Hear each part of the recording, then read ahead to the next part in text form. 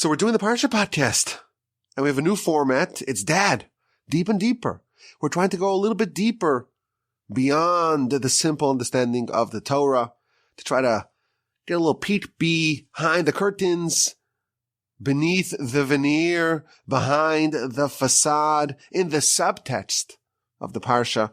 I have to say, after a couple of weeks, I'm really, really liking it. I like that there are more segments. Previous years, it was one big segment and maybe a smaller one. I like that we have a bunch of different things that we could discuss. And I also feel like if it's not like a really big segment, I can kind of leave some loose ends that are unexplained. Maybe y'all can run with it and try to figure out more on your own. But let's begin. This is Parshas Vayeira. This continues, of course, the narrative of Abraham. We had Lech Lecha last week. Abraham goes to Canaan, travels all over Canaan. At the end of the Parsha, he circumcises. And our Parsha begins with the aftermath of Abraham's circumcision and the superlative act of kindness that he does with the three strangers, which turn out to be three angels masquerading as men. And then we have the whole episode of the Sodom and Gomorrah and Lot and all that. And the Parsha ends, of course, there's a lot. I'm skipping over a lot, but the Parsha ends with the 10th and final test that Abraham was tested with, the final trial of Abraham's 10, the binding of Isaac. And all three of our segments today are going to focus on this part of the Parsha. Abraham's told something quite inexplicable. He's told to take his son Isaac, regarding whom God said, this will be your legacy. He will be your heir. This is your heritage. The great nation will emerge from Isaac. And Abraham's told to go offer him as a sacrifice on some mountain, Mount Moriah. And Abraham does it without questioning God. And he even saddles his own donkey, and they take the two youngsters, the two lads with them, and they have all the paraphernalia. They have the wood and the fire and the sharp knife, and they go. After 3 days, they arrive, and Abraham tells the other youngsters, the other lads, will you stay here with the donkey? I will go up the mountain with Isaac. And they ascend the mountain. And the only conversation ever recorded between Isaac and Abraham in the Torah happens on the way up the mountain. Isaac asks his father, we have all the paraphernalia, we're just missing one thing. Where's the sheep? We're going to bring a sacrifice. That's great. We have all the materials for a sacrifice, but we don't have the animal.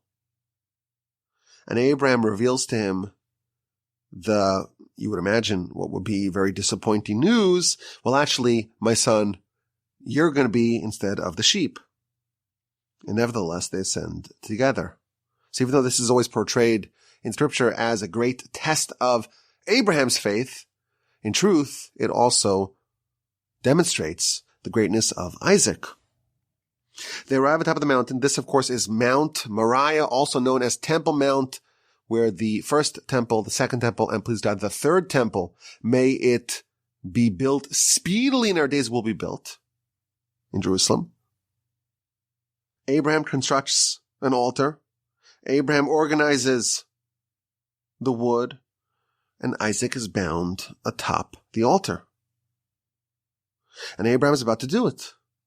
And he extends his hand to take the knife to slaughter his son. And the angel cries out to him from heaven, Abraham, Abraham, Avraham, Avraham. And he says, Hineni, here I am. Don't touch Isaac. Don't even make a wound. Now I know that you are fearful of God, and you have not withheld even your son from me. And Abraham's altar is not going to be barren. Abraham lifts his eyes, and he sees that there is a ram that is struggling in the thicket. He takes the ram, he supplants it. Instead of Isaac, it is sacrificed. He renames the mountain. Abram's given a wonderful blessing afterwards. And Abraham returns, most likely with Isaac as well, and they travel to Be'er Sheva. This is the episode of the binding of Isaac. It's the 10th of Abraham's 10 tests. Abraham's told to sacrifice Isaac. For 3 days, he is traveling towards the location. The Midrash tells us that that was not 3 easy days. It was quite an eventful journey. The Satan was trying to disrupt Abraham and really Isaac from fulfilling this mitzvah, from withstanding the test, from triumphing in this great trial that the Almighty presented for them. They succeed. Abraham was really willing to do it. He stopped Abraham, Hineni, and instead the ram is slaughtered instead of Isaac. Now, there's an interesting Rashi. Rashi tells us that when Abraham offered the ram, he prayed. And the nature of his prayer was that the offering of the ram should be considered in heaven, should be rendered in heaven as if he was actually fulfilling the original directive, and he was offering Isaac. And every step of this sacrificial process of the ram, Abraham prayed and said, let it be as if I did this to Isaac. And we're told about this event, about this transcendent test of Abraham. This, whenever we invoke it, it unlocks a rush of divine mercy. And for all time, whenever our nation invokes this event, we are spared from harsh judgment. In the words of Rashi later on in the Torah, it's like Isaac was actually offered as a sacrifice, and the ashes, so to speak, what would have been, the ashes of Isaac being offered as a sacrifice are always present before the Almighty. It's always piled up, so to speak, before the Almighty, and there's no need to even invoke it, but certainly we do. And much of our Rosh Hashanah prayer, and of course the horn that we use from the ram, the shofar, all that is to awaken and invoke the merits of this transcendent and superlative act of faith, the binding of Isaac, done by Abraham and by Isaac. Now I want to focus on some different parts of this narrative. You'll notice, if you read the verses critically, that in several times in the narrative, we see that Abraham is doing things together in unison, in conjunction with Isaac and later on with the 2 lads. So go to chapter 22, verse 6. The verse says that Abraham takes the wood and he places them upon Isaac, his son, and he takes the fire and he takes the sword or the knife. Vayelchu shnehem yachtav. And these two, Abraham and Isaac, they went together. Now, if that word yachtav, together, was not featured in the verse would make perfect sense. And they went. Vayelchu shnehem, they went. Why does the verse end with a seemingly extraneous word, yachtav? If it's an extra word, as we are learning, it's telling us some sort of insight. So, of course, Rashi, he dedicates his comment to explaining why we have the apparently extra superfluous word. And he says that at this juncture in the story, Abraham has a different perspective of what's about to happen than Isaac does. Abraham knows he's told by God, go offer Isaac as a sacrifice. Isaac is under the impression that this is an ordinary sort of sacrifice. We're going to have an animal. Yet they went together. Abraham, he knew what he's about to do. And he was happy. And he was joyous. And he was doing this as willfully as Isaac was. Even though, you imagine what this would be. I always tell people, if God tells you to go offer your son as a sacrifice, don't listen. If your voice is in your head saying go offer your son as a sacrifice, don't listen. But of course, we're not Abraham. Abraham despite the fact that he waited 100 years to bear a child. And God promised this child will be your destiny, will uphold your legacy, will fulfill your legacy. This is how you will become the father of a great chosen nation. And now God quite inexplicably is saying, go offer Isaac as a sacrifice. That, you would imagine, would cause even the great believer tremendous inner turmoil. But they went together. They traveled atop. They went together. Abraham was happy, was calm, was at ease because he was fulfilling the will of the Almighty. And he was exactly like Isaac, who didn't feel anything. He just thought this was a routine sacrifice of an animal. And then for 7 and 8, Isaac discovers that he is going to be the sacrifice. This is no ordinary sacrifice of an animal. It's going to be you. And how does verse 8 end? Vayilchu shnehem yachtav. The exact same way that verse 6 ends. They went together. Even at this point, now that Isaac is learning about what's about to happen, he too goes with Abraham. So if the first extra word of yachdav, they went together, that exemplified the greatness of Abraham, in the second instance, in verse 8, where the verse says the seemingly extra word of yachdav, of together, that seems to exemplify the greatness of Isaac. And here's the point of interest.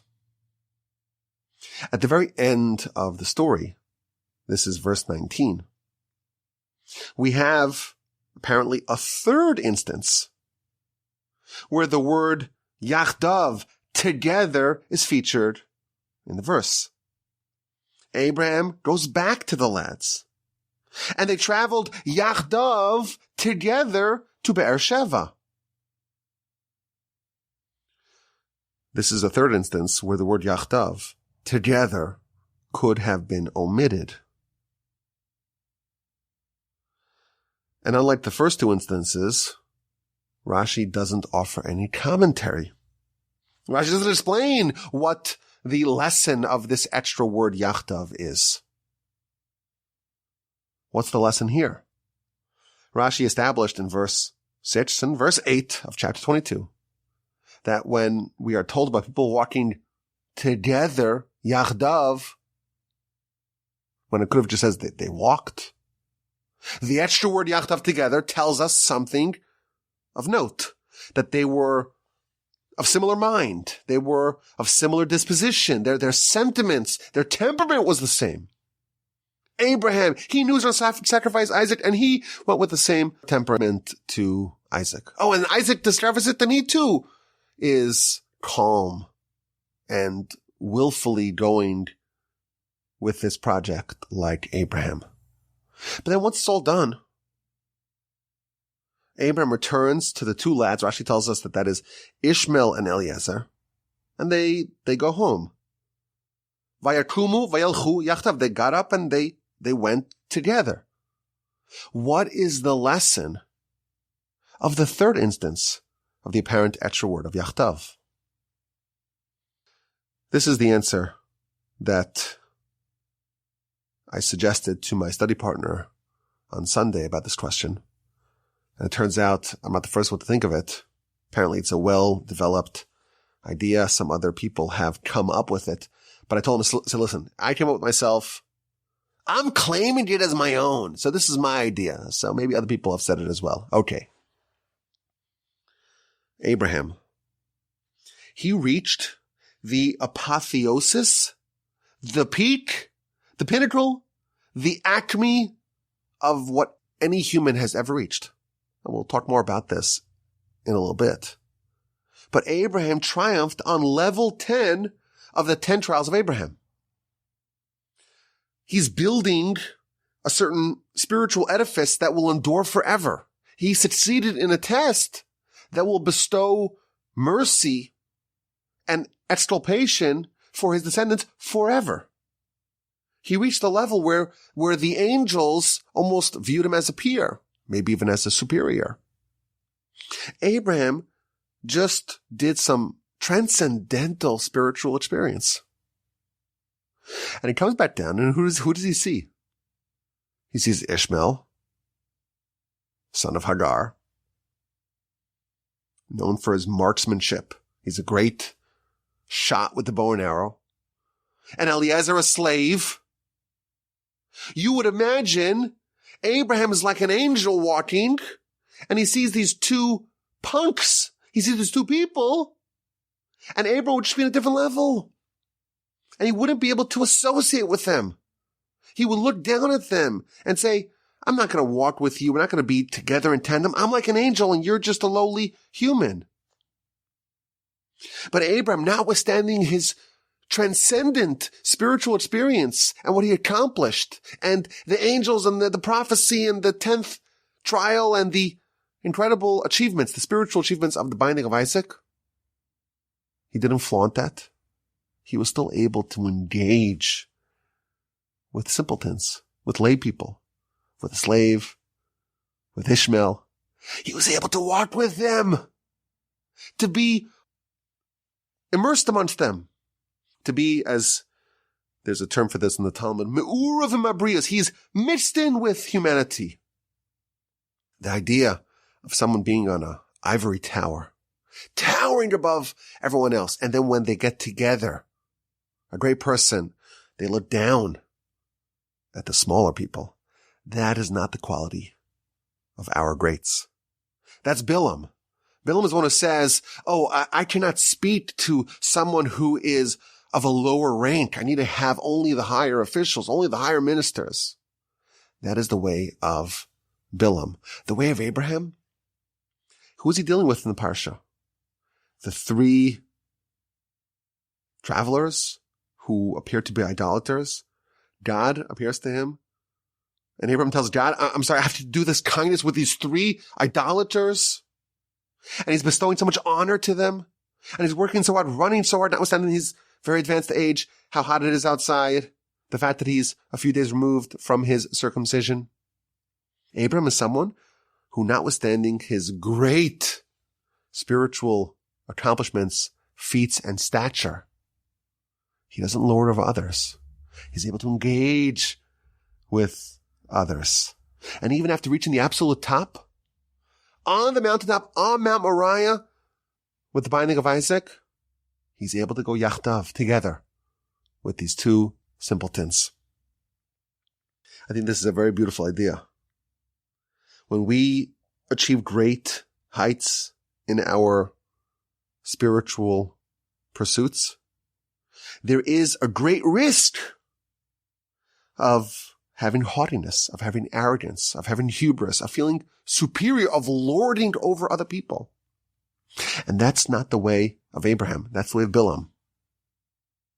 With every stage of our growth and development in our spiritual agenda, there must be a parallel, commensurate effort in acquiring humility. My grandfather, blessed memory, noted that the halacha is, when we have our Amidah prayer, there are 4 times in the Amidah prayer, in the 18 benedictions, the 18 prayers that we say every day, multiple times, there are 4 times that we bow. If you are a high priest, the halacha states that you bow all 18 blessings. Once you level up, you're a higher level. With that must come an equal and parallel and commensurate level of humility. And if you're a king, when you bow, you don't just bow for the benedictions, for the blessings. You start the Amidah prayer with a bow, and you remain bowed for the entirety, for the duration of the prayer. The way it is, once you ascend, once you arrive at a very high point, you must right away pair that with an advancement in your humility. Abraham, he reaches the absolute peak of any human ever since Adam. And what does he do? he goes yachtav together with these other people, with Ishmael and with Eliezer. There's a story in the Talmud, the book of Shabbos, page 33b, about the great Rabbi Shimon Bar Yochai. He was hounded. He was being pursued by the Romans. So he went to a cave and spent 13 years in a cave. All they ate were some carobs from a tree that sprouted outside the cave and a small stream of water. And they submerged themselves up to their neck in dust. And they only got dressed for Shabbos, and they studied all the esoterica of Torah. That's, of course, the great Rabbi Shimon Bar Yochai, the author of the Zohar, one of the great heroes of the Mishnaic era. And the Talmud says that after 12 years, the Romans who were pursuing them, they just forgot about them, and the people who were in charge died, and Elijah the prophet came, and he conveyed the message that it's okay to leave the cave. And you imagine what it's like, leaving. Imagine you were studying in a cave. All the secrets, the mysteries, the arcane, esoteric wonders of Torah for 12 years. And now you go out to the world and you see people selling fish in the marketplace, and kids playing with marbles and sticks, and people fighting about petty nonsense, and people chatting about the news or politics or sports or pop culture. And the Talmud says that they had this clash with society. They couldn't bear it. And these veritable angels came out, and wherever they looked, all they saw were just people involved in all these petty pursuits. And wherever they looked, wherever their eyes went, just fire came out and kind of consumed all the pettiness that people were engaging in. And then they hear a prophetic voice. Did you come out of the cave to destroy my world? Get back to the cave. And they return to the cave for another year, for a 13th year. And then they come out and they see someone traveling with 2 flowers for Shabbos, one for Zachar, one for Shamar, one for the mitzvah to remember the Shabbos, one to observe the Shabbos. And they say, okay, well, maybe there's something redeeming about this world. When you have a very high spiritual achievement, it's very hard to tolerate, to coexist with simpletons who are involved in pettiness. Abraham, he had this incredible experience binding of Isaac, and then he's still able to engage and to walk yachtav together with the simpletons, with Ishmael and with Eliezer. What a beautiful insight. Segment number 1, a deeper study of the yachtavs, of the walking togethers of Abraham and Isaac once, Abraham and Isaac twice, and then Abraham with the 2 lads. Here's the second segment. We're going a bit deeper. We went deep. Let's go a bit further. Abraham's about to offer Isaac as a sacrifice. And the verse tells us, verse 11, Vayikra la malach Hashem, and the angel of Hashem called out min hashamayim, from heaven. Vayomer Avraham, Avraham. And he said to him, Abraham, Abraham. Vayomer hineni, here I am. And he tells him, don't touch the lad, don't even make a small wound. Now I know that you've proven yourself. But there's a extra word again. The verse says the angel called him. And he could have said, Vayomer Avraham, and he said, Abraham. And Abraham, you'd imagine, would respond. Why does it say Abraham, Abraham? Why is it repeated? So, of course, Rashi addresses this.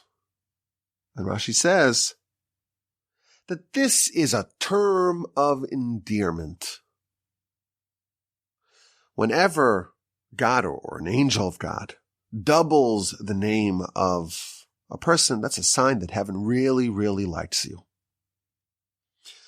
I will point out that a few times in the Torah, we have this idea of someone being called by their name twice. And I think in all places, I didn't check all of them, but I'm pretty sure in all places, Rashi says the same thing. This is a sign that heaven really, really likes you. Okay, that's Rashi. There is a midrash that enumerates the people who are double named.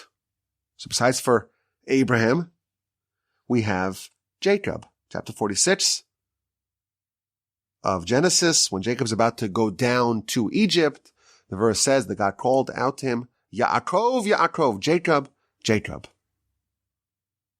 So these are pretty significant players. Heavy hitters, Abraham and Jacob. And there's more. There's Moshe. Moshe. Vayomer Hineni. Moshe.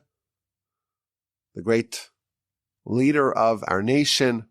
The one who spearheaded the Exodus and split the sea and gave us the manna and ascended to heaven. Moshe. He has a very accomplished resume. Moshe is also double named. And the fourth one, says the Midrash, that is the prophet Samuel.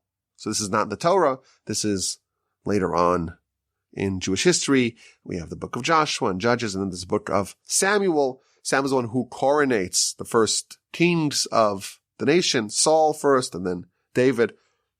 Samuel is a very important figure in Jewish history. Why are these four people, Abraham, Jacob, Moshe, and Samuel, why are they double named? The Midrash says something unbelievable, and this will be enough to be considered deeper, I think. The Midrash says, the reason why it says Abraham, if you're just talking to Abraham, there's only one Abraham.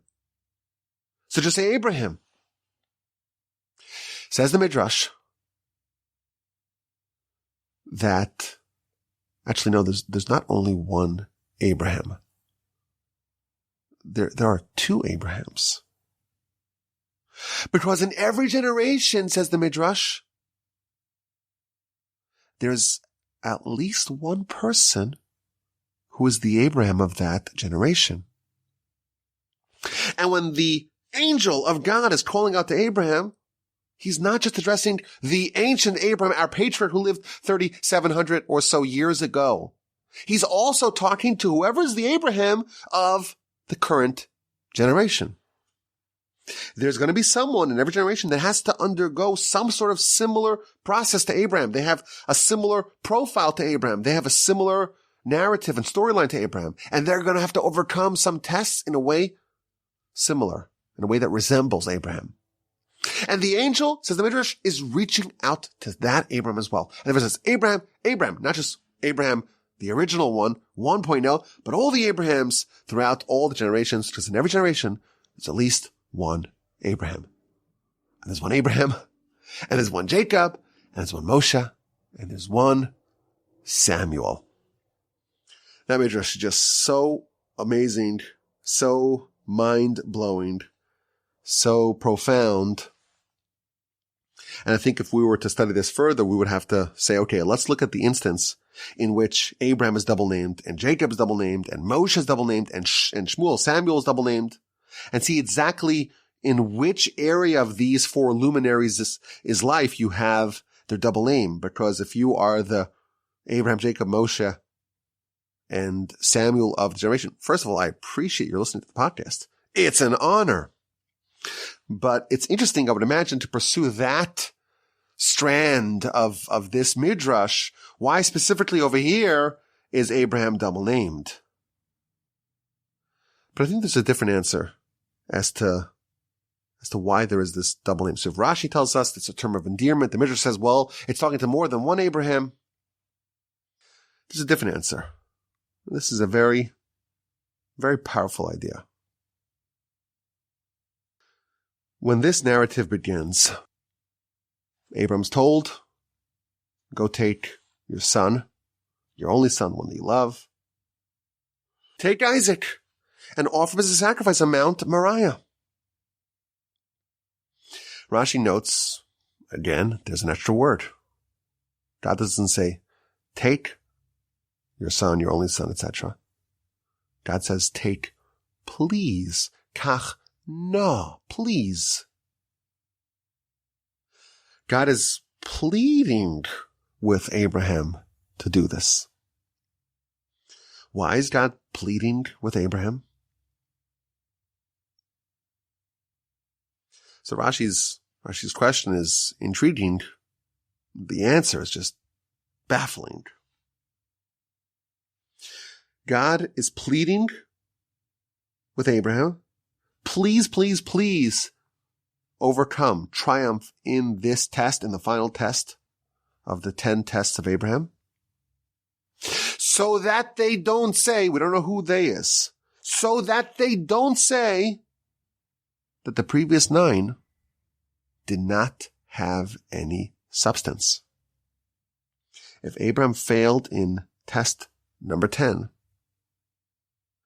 there could have been a legitimate claim that Abraham's whole story doesn't really have any pop to it, doesn't have any substance to it. And therefore God is pleading, no, please, Abraham, I don't want to lose you. Because if you fail this, you really are a failure in everything. So please succeed. Please take Isaac. And the part that's really baffling about this is that, Abraham, he already had 9 tests. And those tests were very, very, very difficult ones. And we've talked about this, of course, many times in the past. How can it be that had Abraham failed in this test, his whole storyline would be valueless, will have no substance? I will point out this is a question we've discussed a few times, I believe, over the course of the 8 years of the Parsha podcast. You're going to hear something new today. Abraham's journey begins, of course, with the iconic words, Lech lecha, go for yourself. The first of Abraham's 10 tests was to leave Haran. This is the beginning of last week's Parsha. Leave Haran, go for yourself, leave your father's house, your birthplace, your homeland, and travel to parts unknown. Lech lecha. It's important to note, in our Parsha, so not Lech lecha, but Vayeira, in the last of the 10 tests, it also says Lech lecha.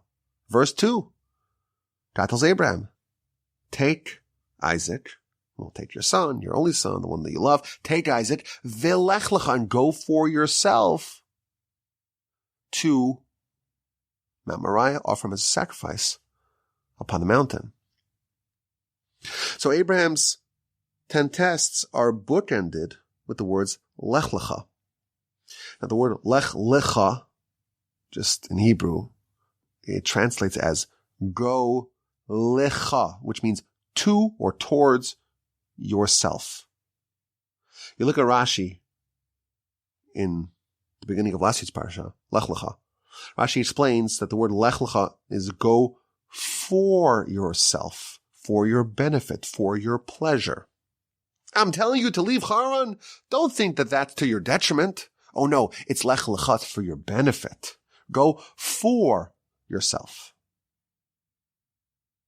In Canaan, you'll become a great nation. You'll merit to bear children. Your message will proliferate. But when you translate these words literally, the words Lech lecha, which we again see at the beginning of Abraham's journey and at the end, it means go towards yourself. What does it mean to go to yourself? Here's the idea. All of us are created with potential for greatness. But that greatness, it's raw, it's undeveloped. And there's a vast gulf separating who we start off as and who we become if we are to actualize our potential. Of course, there's a lot of work that separates those two. You start off and you really have a lot of potential, but it's all in theory. To actualize it, that requires tremendous efforts. In heaven, they know what you would become, what you can become, what you would look like in the event that you dedicated all your efforts and you deployed all your powers and all your abilities and all your skills and all the amazing qualities that you have, all your potential. What would you look like if you actualized every bit of your potential? We don't know, per se, because that's something we don't have an insight, a window into that. But in heaven, there is an understanding of what you would look like if you actualized everything. And there are indications that there's actually a replica. This is a scary idea. Scary. There is a replica of every single person in heaven, and that person is identical to the person that lives here. The only difference between the higher version of one person and the lower version, the heavenly versus the earthly version of that person, is that one of them, it's just potential. That's how it starts off. And it's up to them if they want to develop it. That's the lower version of every person. The heavenly version, the heavenly replica of ourselves, that is who we would be if we actualized every bit of our potential, if we utilized every opportunity that we had and that we have to become great. And when a person dies, the only judgment that they face is in the delta between who they became and who they could have become if they fully developed themselves. You get to meet yourself. Someone with the identical character profile, these same skills and same abilities, same background, same circumstances, everything's the same. But someone who really deployed all of their powers and all their abilities and all their qualities and all their skills and all their potential to its fullest. That is the judgment. The judgment is, did you become the person that you could have become? And that's quite terrifying, because that really means that we're on the hook for all the immense potential that we all know that we have within ourselves. We're on the hook for that. And no one's accountable for not achieving things that were beyond feasibility. You're only judged as per who you are, meaning as that heavenly version of you looks like. The Midrash tells us that there was a version of Abraham in heaven. There was an upper Abraham, so to speak. A version of a man, a giant of a man, who would completely transform the trajectory of all of humanity. This person would become the father of the great nation, the chosen nation that will receive the Torah, and the nation that will be at the vanguard of the movement to fix the world with the kingdom of God, the nation that will eventually reverse the sin of Adam. Chapter 2 of Genesis, Behi Baram, says the Midrash, Be'avram, there is a plan for Abraham. There was always a heavenly Abraham. And how does the story start? Lech Lecha, go towards yourself. So Rashi, of course, says go for yourself. But we want to suggest another interpretation. Go towards yourself. Abram's being told, you, your lower self, your earthly self, your raw potential self, you must do what it takes. You must go under this path. You must undertake this journey. You must embark upon this journey towards yourself. Do what it takes to take your earthly self and bring it and march it and compel it down a path towards yourself, towards the heavenly version of yourself.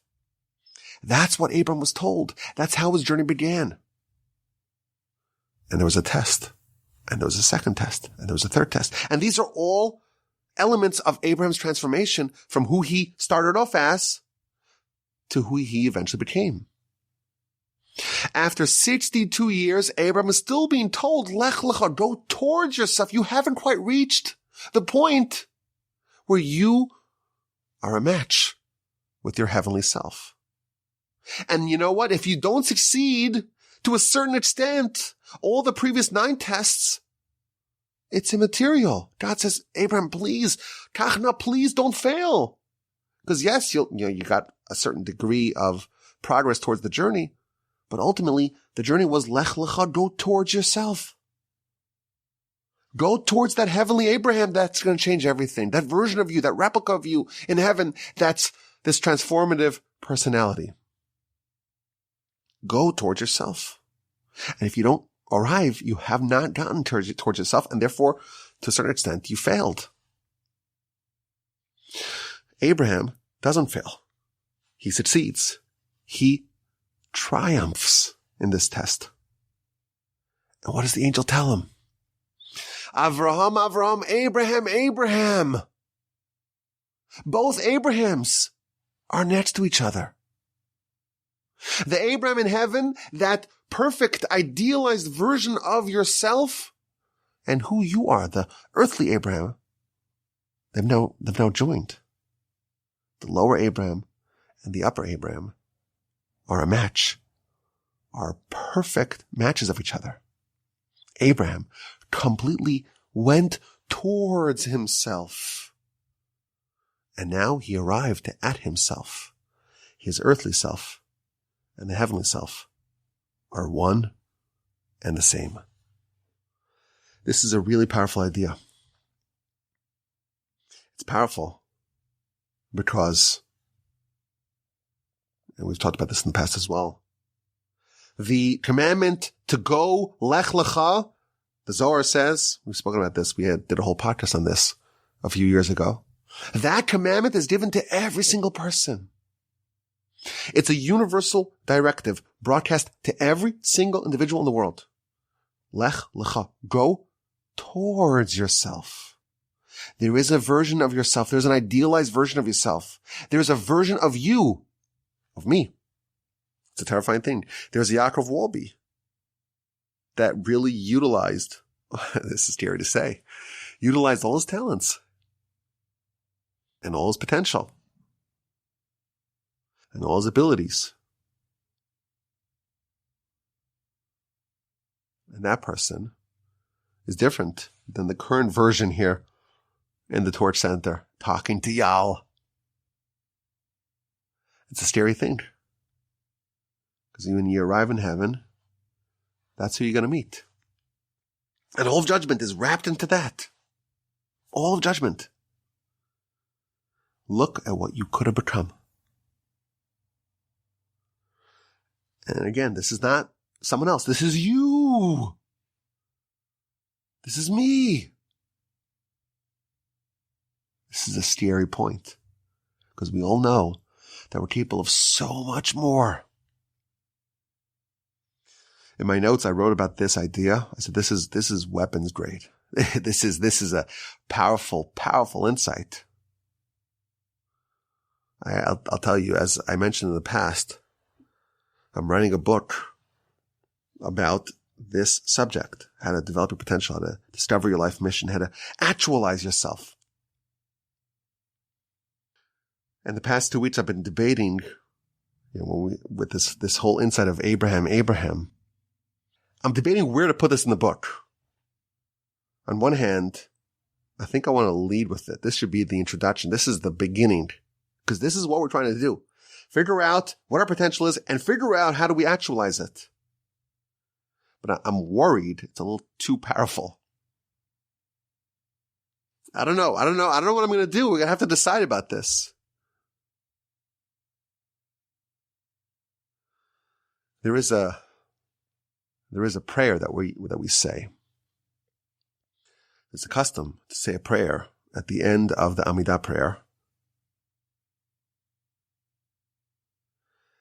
It's a verse from Scripture that matches your name. Everyone has to know their name. And there are sources that talk about how the punishment of the heavenly tribunal, really even in an earlier stage, in a process known as chibut hakever, the judgment that people face, it's all about, do you know your name? Did you develop yourself? Did you discover your essence? Did you take all the tools and the skills and the abilities that the Almighty gave you, the Almighty bestowed upon you in His benevolence? Did you use that to actually discover your name, who you really are, your heavenly name? Not just your identity that you had. And pulling out your ID card, that won't resolve the question of the angels. What's your name? The question is, what's your heavenly name? What's your Abraham? Not your Abraham version of yourself.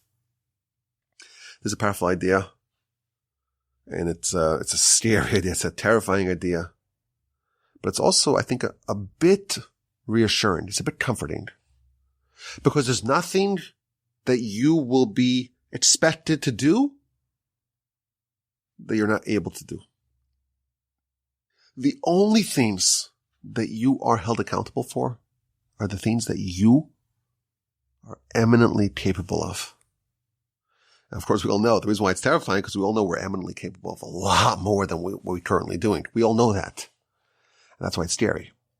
But it's also a bit reassuring.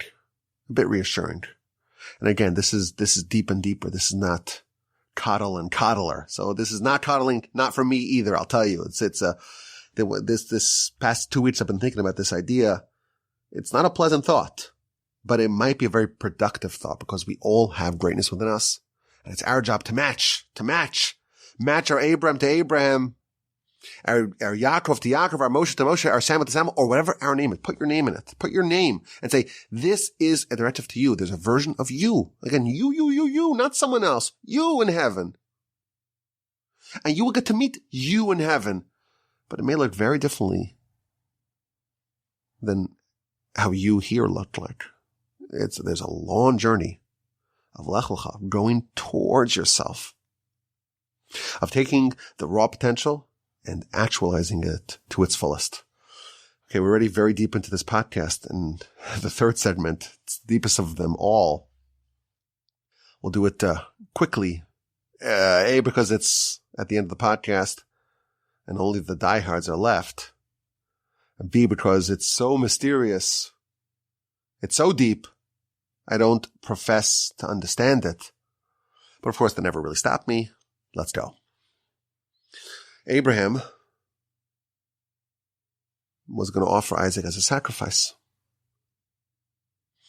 And we get a description of all the things that he was doing. He was bringing with him the donkey and the lads, and they took the knife and the fire and the wood. And the verse says, this is chapter 22, verse 9, and then verse 10. They arrived at the place. And Abraham built the altar, and Abraham organized the wood, and he bound his son Isaac, and he placed him upon the altar, mima'al la'itzim, on top of the wood. So there's 3 levels here. You have the altar, that's made out of stone. And on top of the altar, Abram put the wood. And then on top of that, he put Isaac. The verse says, Vayasem oso, he placed him, Isaac, on the Mizbeach, on the altar, but mima'al la'itzim, on top of the wood. And then the next verse, verse 10. What does it say? Again, we're doing this a little deeper, so we have to really hone in on the words and see maybe what they're telling us or what they're implying. Vayishlach Avraham es yado. And Abraham, we'll just translate this literally. Abraham sent his hand. He sent his hand. Vayikach es ma'acheles. And he took the knife, the sword. Lishchot es bano, with the intention of slaughtering his son. This verse has a lot of extra words. The verse says that Abraham extended his hand. He sent his hand, and he took the knife. The verse could have very easily been shrunk a little bit. Vayikach Avraham es ma'achel, Abraham took the knife. What does it say? Vayishlach Avraham es yodo. Abraham sent his hand. He used his hand as a messenger, and he took the ma'achel. He took the knife. The Kabbalists, unbelievable. They find an amazing and obscure connection, going all the way back to the aftermath of Adam's sin in the garden, chapter 3 of Genesis. Adam does a sin, and they're all punished. Adam is punished, Eve is punished, the snake is punished. And then we have verse 22 of chapter 3. And this is a very easy verse for me to remember. 3:22, which is like March 22nd, which is my anniversary. 3:22, very easy to remember. And God said, "Behold, man is like one of us to know good and evil." So what that means, again, all the whole Genesis narrative, it's very hard for us to understand. It's all Kabbalistic. But let's read a little further. And now, maybe he will send his hand. Those words, he will send his hand, just remember, those are the same words that it says about Abraham. Atapen yishlach yodo, he will send his hand, and he will take also from the tree of life, and he will eat from the tree of life, and he will live forever. After Adam's sin, it was not possible for him to take from the tree of life. The only way he could have eaten from the tree of life is before he ate from the tree of knowledge. Again, what does this even mean? It's so mysterious. But we know he had the option. He could have eaten from the tree of life. He didn't. He chose the tree of knowledge. But now that he ate from the tree of knowledge, it's too late. He can no longer eat from the tree of life. And therefore, he is booted from the garden, and he is banished, and he is sent east of Eden, and God placed the cherubs with the flaming, swirling sword to guard and protect the way of the tree of life. Again, what this means, we don't even know. But what we do know, just at a very simple, basic level, after Adam sinned, he was rendered unable to eat from the tree of life. And we've talked about this in the past. Maybe there's a workaround. The Torah, after all, is called Eitz Chaim Hi. It is a tree of life for those who grasp it. And we've pointed out in the past, the word cherubs, kruvim, they appear in two contexts in the Torah.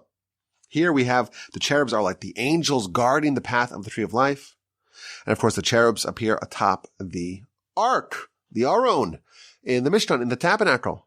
And inside, of course, the ark is Torah. So Torah is called the tree of life, and just like the tree of life in the garden is guarded by the cherubs, the tree of life in the ark is also guarded and protected by the cherubs. So Torah, the power of Torah, is maybe a workaround, a loophole, a way to eat from the tree of life, notwithstanding the ill effects of Adam's sin. But it's amazing. There was a concern that Adam will extend his hand, will send his hand and eat from the tree of life. And that's why to be banished. And here, Abraham is placing Isaac on the altar above the wood. But in Hebrew, the word for wood and the word for tree are the same. So the verse says that Abraham put Isaac on the altar on top of the eitzim, on top of the trees. And then Abraham is extending his hand and taking the knife. The commentators tell us Abraham, in this deed, in this triumph, in this trial of the 10th trial, the binding of Isaac, He achieved a spiritual designation, a spiritual standing that was a rectification of Adam's sin in the garden. Before Adam's sin, he was able to eat from the tree of life. He was able to extend his hand and take from the tree of life. It's only post facto. After he sinned, after he ate from the tree of knowledge, then it's a problem. Maybe he'll extend his hand and eat from the tree of life. So we have to banish him. Abraham is doing something above the trees, and he's extending his hand, say the Kabbalists, those extra words, the extra words of chapter 22, verse 10. Vayishlach Avram es yodo. Abraham extended his hands. The same words that was the concern with Adam, that he'll extend his hand. That's a revelation of what Abraham achieved on a spiritual level. He achieved a rectification of the sin of the tree of knowledge. He achieved a rectification of the sin of Adam, and therefore he was able to extend his hand above the trees. He was able to extend his hand to the tree of life. I will tell you, of course, this is something we don't even know what this even means. What does it mean, the tree of life? What does it mean, the cherubs? What does it mean, the flaming sword swords? What does it even mean, the tree of knowledge? All of this is a mystery. But what the Kabbalists are revealing to us is that Abraham, in this test, he achieved a level that spiritually resembled Adam before his sin. This fits nicely with what we said earlier. Abraham, the lower Abraham, and Abraham, the higher Abraham, they matched. But it's a beautiful idea. It's a beautiful, beautiful idea. And of course, this is one that we could speak a long time about. In my other show, one of my other shows, Torah 101, I did a whole podcast on the soul of Adam, and what happened to the soul of Adam after he sinned, and how Abraham, Isaac, and Jacob, they each rectified a different element of Adam's sin. And here we see how Abraham, he rectified the sin of Adam, and thus he was able to eat from the tree of life. He was able to extend his hand to the tree of life. He was as if Adam would be before he sinned. Again, so I want to clarify that this alone is a great mystery.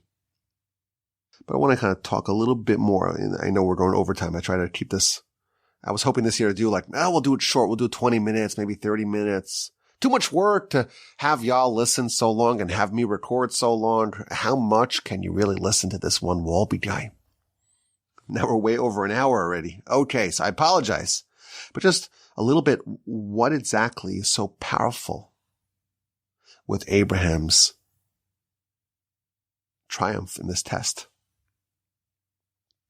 We get a little hint to it in verse 5. Abraham tells the lads, the youths, you stay here with the donkey, and I and the na'ar, the youth, meaning Isaac, will go neilcha ad ko, will go till there, I guess you would translate it. V'nishtachaveh, will bow down and will return. So Rashi notes, first of all, that Abraham is prophesying, maybe unwittingly, that they will both return. Okay, but the verse says, Nelcha ad ko, will go to ko. Ko means thus or this or there. It's a hard word to translate because it's a word that maybe could be translated in a few different ways. But Rashi pulls out something just magical. Rashi says, the word ko appeared last week. Abraham was taken above the stars. He was taken outside, go count the stars. Can you count them? You can't count them, right? Ko yeh zaracha. Your children will be like the stars. When Abraham is going up the mountain and he assigns the designation, this will be ko, Nelcha ad ko, will go to this point of ko. Says Rashi, we're going to reach the point that Abraham was promised, that God promised Abraham, ko yezeracha, your children will be ko. Meaning that Abraham was going to be a father of a great nation. And that nation was going to do a lot of work, a lot of progress in fixing the world, in restoring the kingdom of God in the world, in fixing and rectifying the sin of Adam. This event, this binding, is going to achieve everything that the nation was destined to do. God said, Ko Yezerach, your children, your descendants will be Ko. Abraham says, I'm going to go ad Ko. That was all achieved by this incredible trial of Abraham. And when we look at what the commentaries tell us, the commentaries stress that this binding of Isaac for Abraham, it achieved great heights, but really for the nation. Ever since this event, our nation is on a different level. We've already, so to speak, achieved what the nation was destined to do. Of course, there's still work for us to do. And the beauty of it is that Abraham did the ko and achieved what the nation is destined to achieve on a spiritual dimension. And Isaac still survived, and we can advance even further. A very powerful insight. Again, there's a lot more to talk about over here.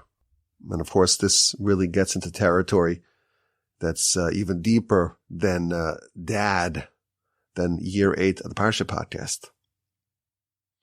A very powerful, powerful insight. The binding of Isaac. We're learning all sorts of insights. There's the Yachtav point. Abraham is walking together with Isaac. Again, they're walking together. And then Abraham's walking together with Eliezer, with Ishmael. He is not someone who is removed, who towers above others, who says they're superior, is able to integrate with other people. We have the Abraham. Idea number 2. Very powerful. The weapons grade idea. The idea that every person has a parallel, a replica, a doppelganger in heaven, but one who has achieved and unlocked every bit of their potential. And that's what everyone's being told. Lech lecha, go to yourself. And if you don't finish the job, well, you haven't matched with the heavenly Abraham. And therefore, to a certain extent, you did a lot of great things, but ultimately, you have fallen short. And finally, this incredible idea that Abraham is extending his hand in a way that Adam was forestalled from doing because of his sin. Abraham is achieving with this what the nation is destined to achieve. He achieved the ko in this ascent of the mountain. He rectified the sin of Adam and our nation. And really all of humanity is forever changed as a result. I appreciate your attention. I apologize for going so long. This was a delight and a joy. It brings me tremendous satisfaction. It's really meaningful for me to study Torah, to study the Parsha with y'all. Year in, year out, week in, week out. I'm in the Torch Center in Houston, Texas. It's nighttime. There's no one else around. It's really wonderfully quiet here. Sometimes when I'm recording, there's cars outside beeping. There's a nice restaurant, kosher restaurant next door.